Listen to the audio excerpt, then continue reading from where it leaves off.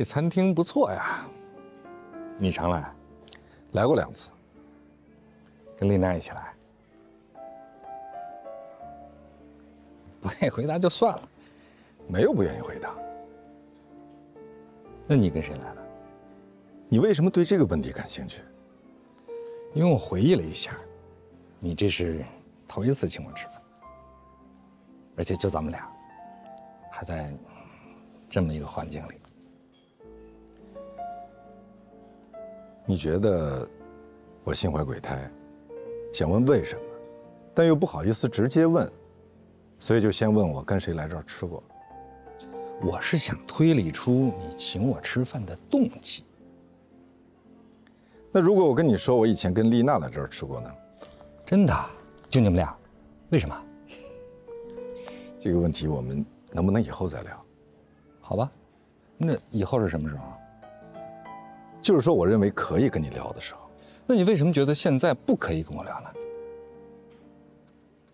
因为我不喜欢同事之间聊私事儿，这样很容易会变成办公室八卦。那也就是说，你今天来请我吃饭是要跟我聊公事，但是公事为什么不在办公室里聊呢？你让我猜猜，你是要跟我聊封印的事？何塞，你我跟封印认识都不是1天2天了，他是一个什么样的人，你我都清楚。有很多杀人犯，在没有破案的时候，他的邻居都会一直以为他是一个好人，坏人脑门上没有刻字儿。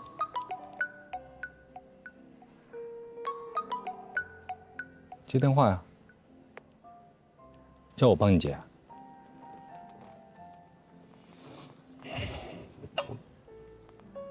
谢谢。Thank you。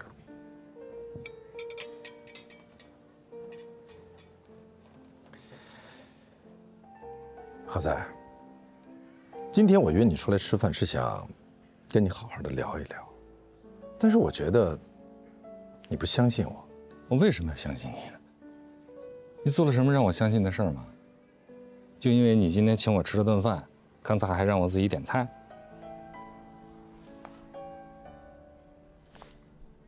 你想利用我？我没有想利用你，我只是想跟你说，封印突然被人投诉，这很蹊跷，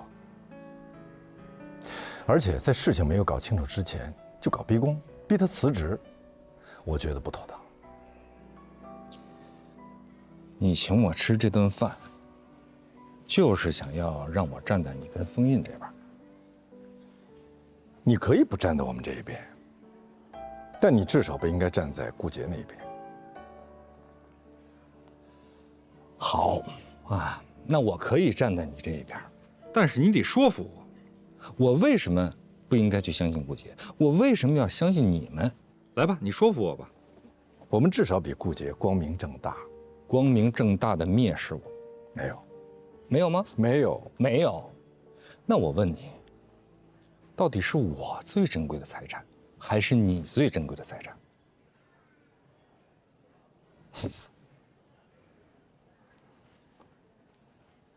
想起来了，如果我是你，我最珍贵的财产，而不是你最珍贵的财产。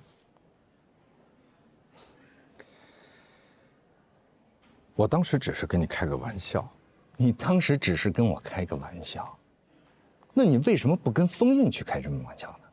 你为什么挑中我？你能不能小点声？这是在餐厅。OK。如果你不喜欢，以后我不跟你开玩笑，也可以为之前跟你开过的玩笑，所有玩笑，让你不喜欢的，向你道歉。你姿态放得好低呀，有吗？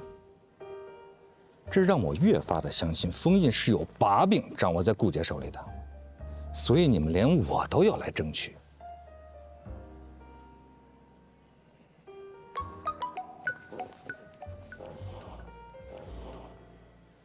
我快到律所了，苗锦说他要换律师，因为他听说咱们律所出了大事，说封印搞了个小姑娘，您正在帮他灭火啊。对，他是正在灭火，所以他不能回你的电话，拜拜。你要不要给你助理回过去？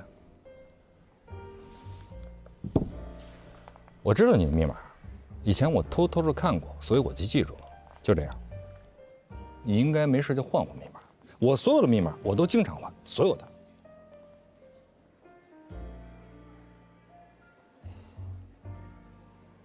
好习惯。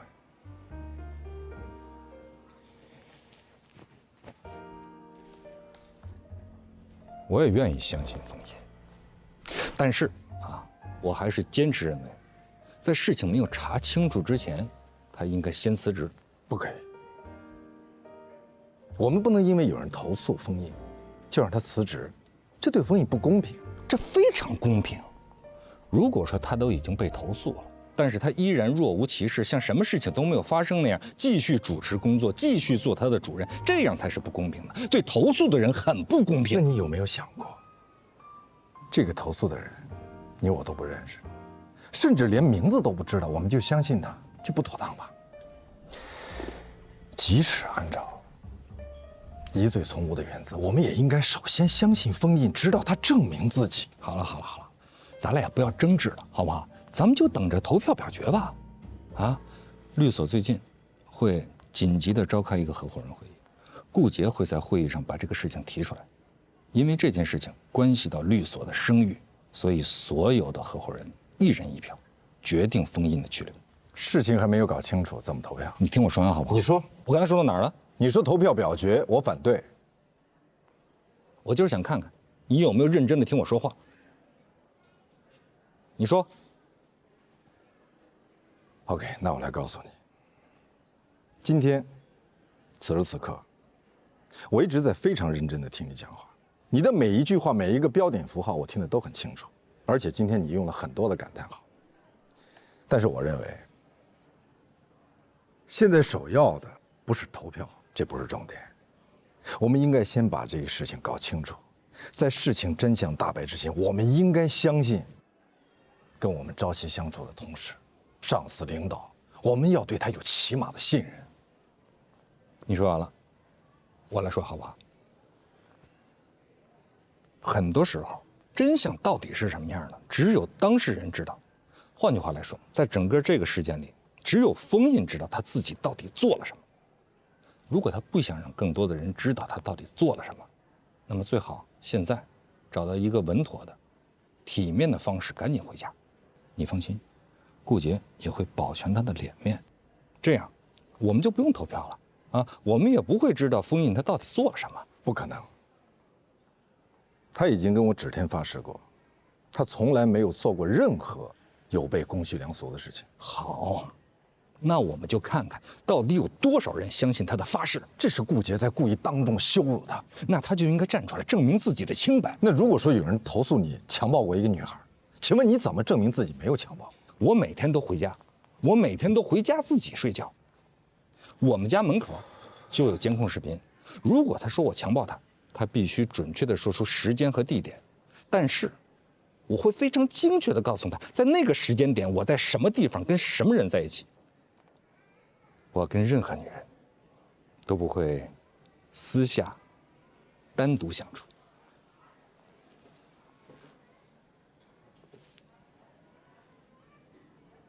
为什么这么看着我？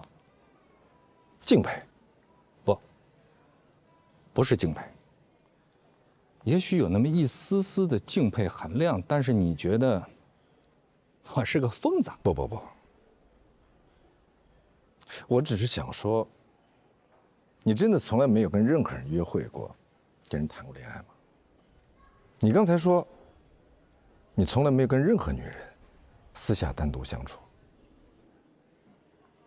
我是一个洁身自好的人，我和任何女人相处都会选择在一个公共场所，并且9点钟之前一定要离开。如果必须过9点钟，那我会选择有其他人员在场。君子不立于危墙之下。你把女人当作危墙，有些女人不只是危墙，还是洪水猛兽。那如果一个男人遇到一个洪水猛兽，我们是应该同情他，还是应该拍手称快？洪水猛兽为什么去找封印，不找你我呢？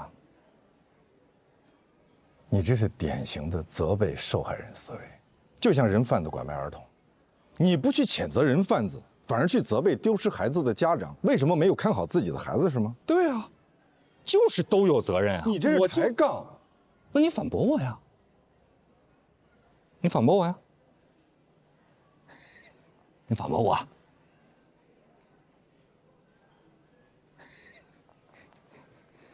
我第一次见到你哑口无言。